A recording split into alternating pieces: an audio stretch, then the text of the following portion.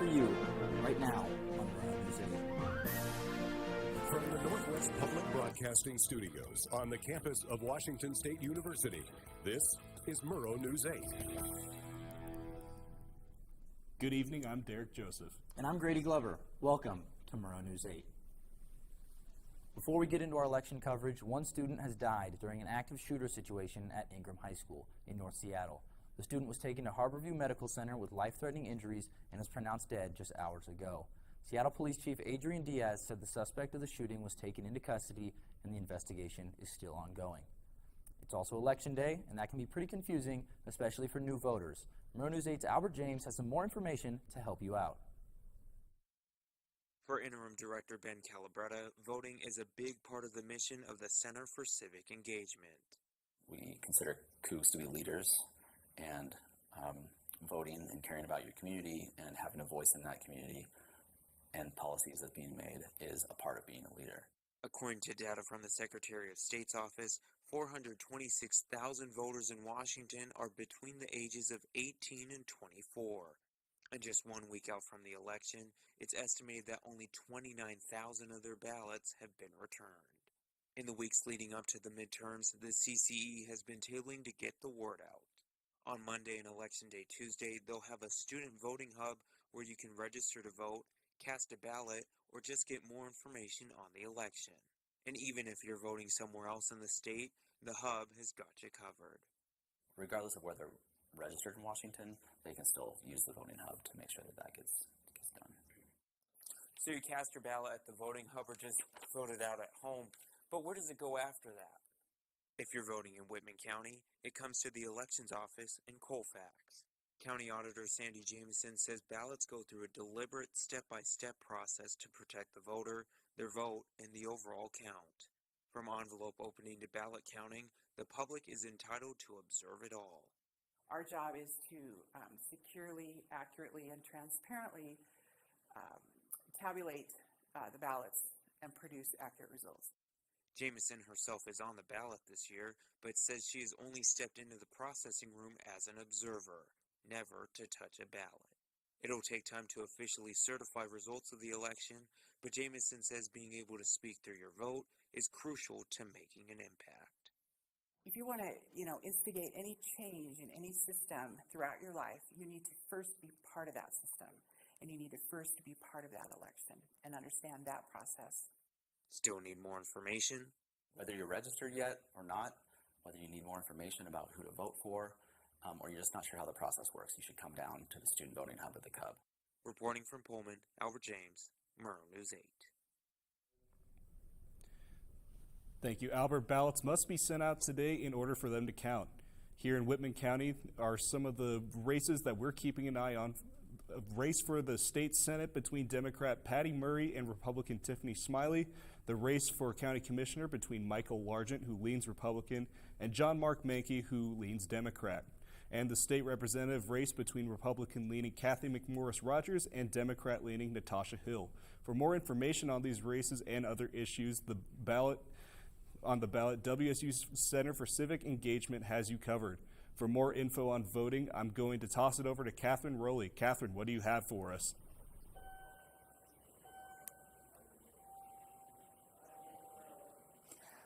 Happy Election Day, Cougs. So there's 3 really important things that you can do today to make sure that your voice is heard. 1, you can come visit the Cub Senior Ballroom. The CCE is putting on a student voting hub, so you can register to vote, and then put your ballot in a box where it can get counted. Another one is make sure that your ballots go in a ballot box outside of the Chinook or the Cub. Those will also be collected later tonight and counted. Or make sure that your ballot gets back in the mail by the time that your local mail crews come to pick up so it can be postmarked. It's super important that you get your vote in today, so make sure to go vote. That's all I have for you guys. Back to the desk. Up next, Moscow is calling all local artists.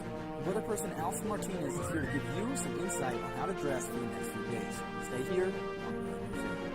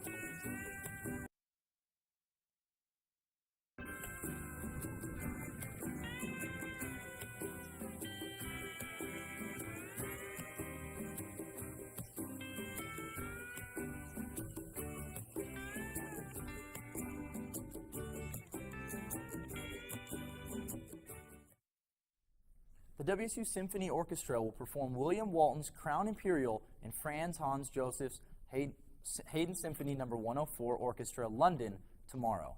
The event will take place from 7:30 to 9 p.m. at Bryan Hall, and it's free and open to all.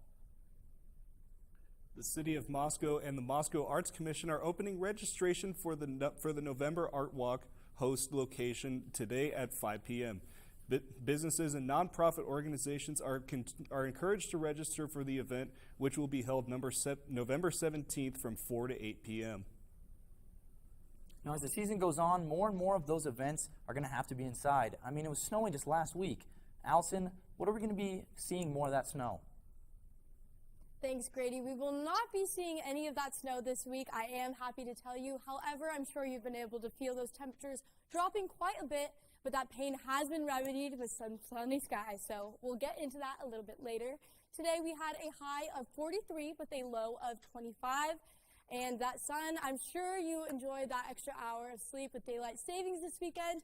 However, that means the sun will be setting at 4:23, or it did set at 4:23 earlier today. Moving on to tomorrow, those temperatures are going to drop quite a bit, about 11 degrees to 32 for our high with a low of 17. And those winds have calmed down quite a bit since the weekend's weather advisory warning. Moving into across the state of Washington, starting over on the west side in Olympia and Seattle, we actually see some of our highest temperatures for the week.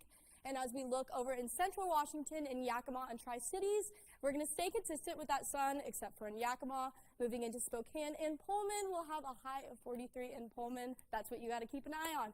Now we'll move into our 5-day forecast. I'm actually going to get out of the way so you can look at those temperatures will increase just a little by little throughout the week, with our high with 37 on Saturday and Sunday. Make sure it's Parents' Weekend, it's CFS. It's still cold, but that is our high for the week. So make sure you give your parents a warning so they know what they are in for. Thank you so much. Back to you guys at the desk. Thank you, Allison. Coming up after the break, Emmett Savoris has everything you need to know about Cougar basketball. And some standout moments from WSU soccer team. Emmett, I'm really excited for it. You know what? I am too, Brady. WSU's not telling you. You can find out more next time on News 8.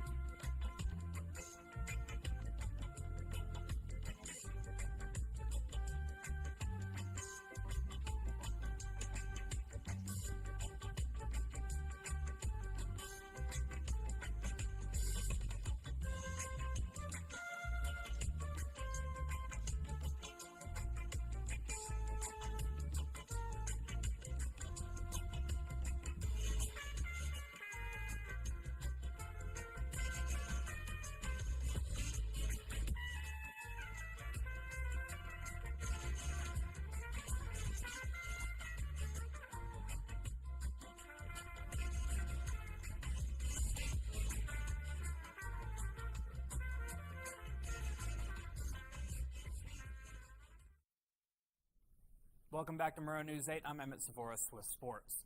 The Cougs got their fourth season under head coach Kyle Smith started last night as they took on the Texas State Bobcats. The Cougs got the crowd going early as TJ Mamba got a block 30 seconds in, and then Justin Powell got the rebound, dished it out to Jabe Mullins for the first points of the season for the Cougs.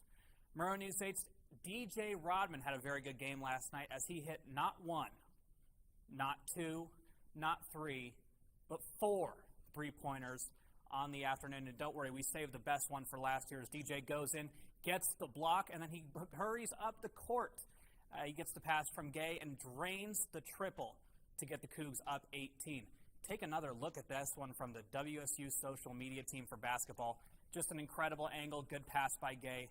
Again, DJ drains the 3. Good job, DJ. The Cougs would wind up winning this one 83-61.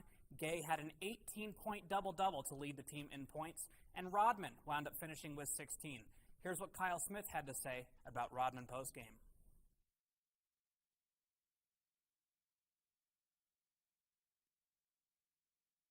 Was a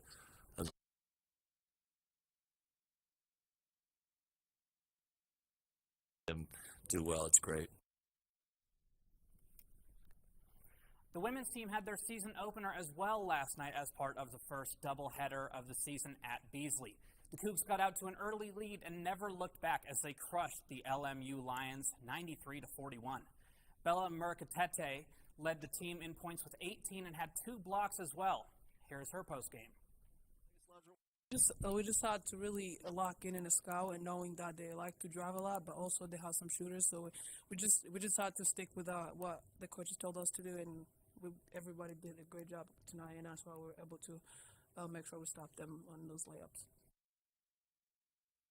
But sadly, not everything can go as well as last night did for the Cougs, because the soccer team season ended with a 3-2 loss against the Huskies. Margie DeTrizio and Lily Boyden each scored a goal in the defeat, and the team ended on an 8-game winless streak, going 0-6-2 in their last 8. With the regular season now being over, the Pac-12 announced their all-conference teams, with 3 Cougs getting honors. WSU's leading goal scorer Margie DeTrizio was named to the Pac-12 second team. Defender Micaiah Menes was named to the third team, and Lily Boyden to the all-conference freshman team. Thank you. And then after the break, a record-breaking cruise ship isn't getting the type of attention it wanted. Including a kind of gross, but kind of funny nickname. Find out what it is next on Murrow News 8.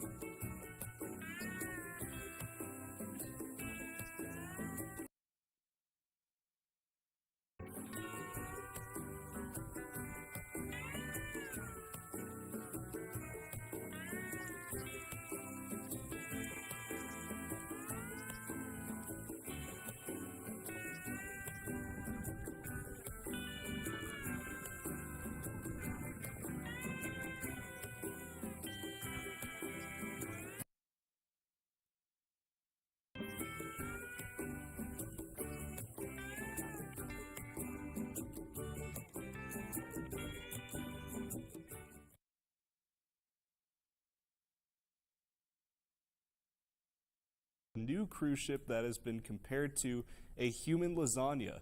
This 24 ship is the largest cruise ship ever and will hold almost 10,000 people when it sets sail in 2024.